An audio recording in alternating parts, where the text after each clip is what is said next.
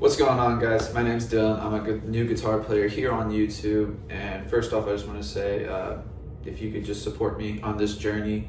I'm going to be doing gear demos, travel vlogs, projects, all kinds of stuff, anything and everything guitar related.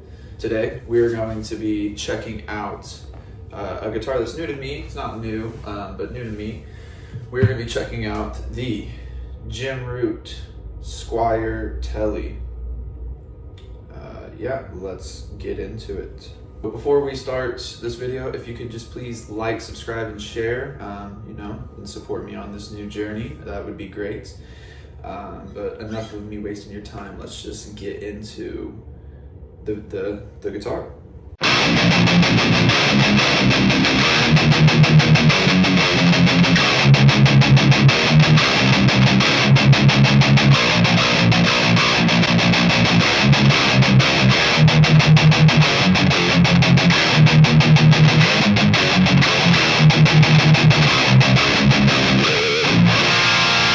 We'll go over the specs real quick. To start off, we have a mahogany body, a maple neck.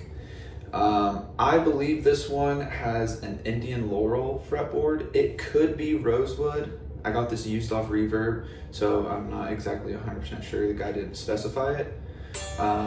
It looks dark enough to be rosewood, but I don't know. Indian Laurel or rosewood fretboard, depending on what one you get.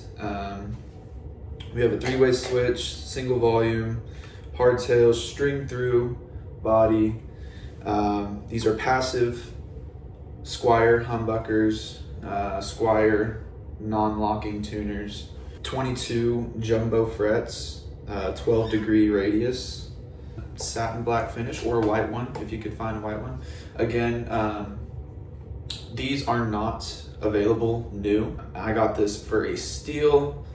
I paid $250, $275 for this. It definitely did come a bit beat up. We got this little chip there. The guy kind of like tried to Sharpie over it or paint over it.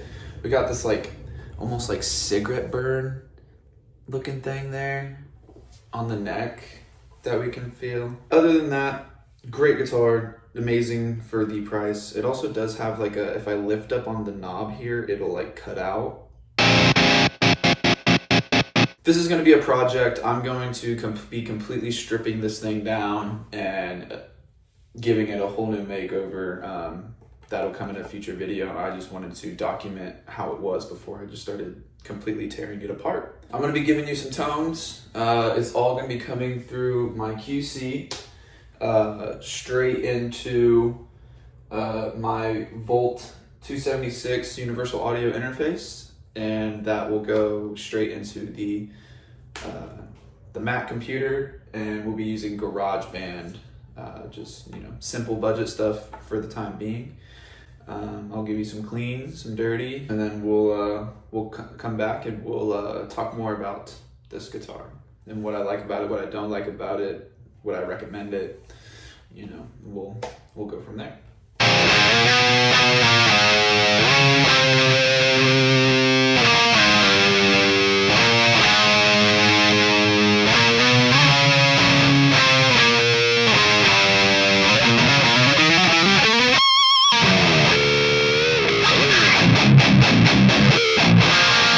As I'm kind of playing through here and give you some tones, I'm kind of talking about what I like and what I don't like about it.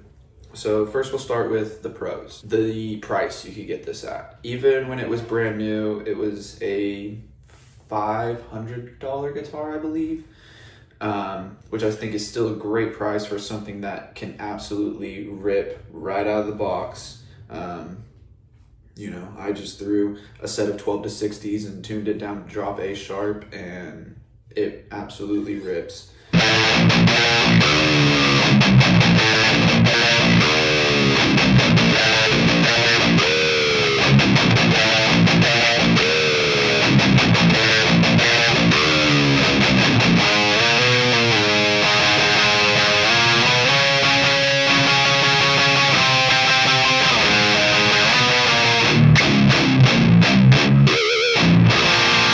satin finish, you know, is super cool. I love a guitar that wears, you know, and it takes on the personality of the player, which, you know, is obviously, we all know that's what Jim Root intended when he built these things.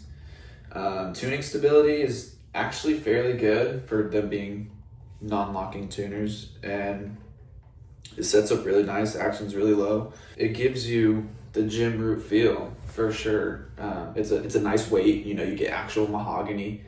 But yeah, you're getting the Jim Root feel for sub $500 if you can find a good one on Reverb. I personally wouldn't pay over $500 for one of these, but they would be a great project guitar. If you're gonna spend over because I have seen some on Reverb that are a little pricey, you know, they're wanting $650, $700 for, you know, since these are discontinued now. If I was paying that much, I would just save up a little bit more and get the full Mexican Tele. In my opinion, you know, you get the EMGs and stuff like that. Absolutely lovely guitar. It sounds good. Even the pickups, you know, they're not EMGs, you know, but they're good. They're great. They work.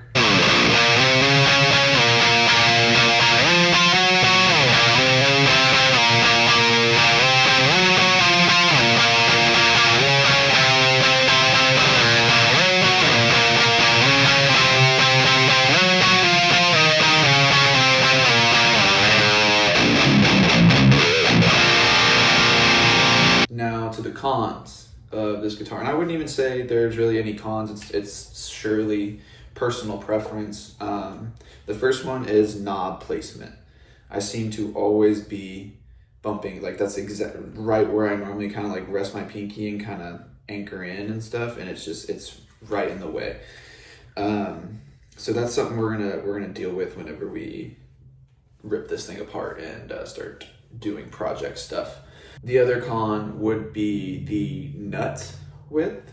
It's a 42 millimeter nut or a 1.650. I've just gotten used to, just out of frame here, I have a PRS and a Sterling by Music Man Sabre, and they all have that 43 millimeter, that a little bit wider nut, similar to like a Charbel or a Jackson, something a little bit wider at the end there.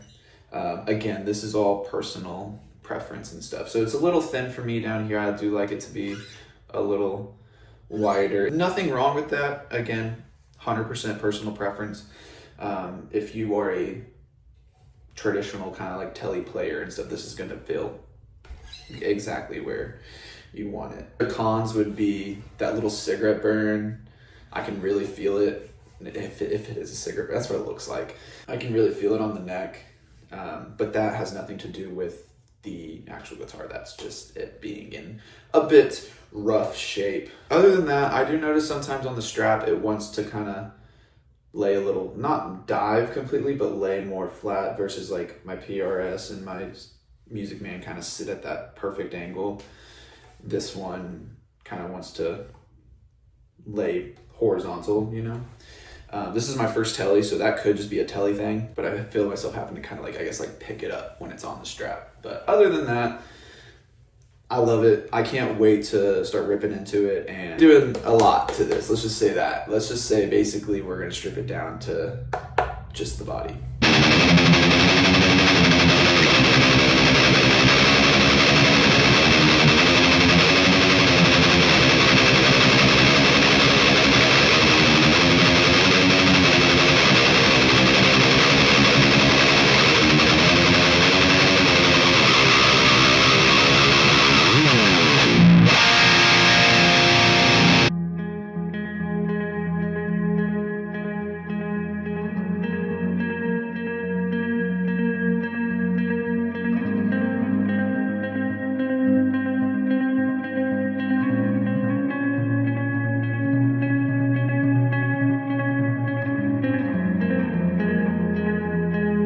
So those are my thoughts and opinions on this guitar.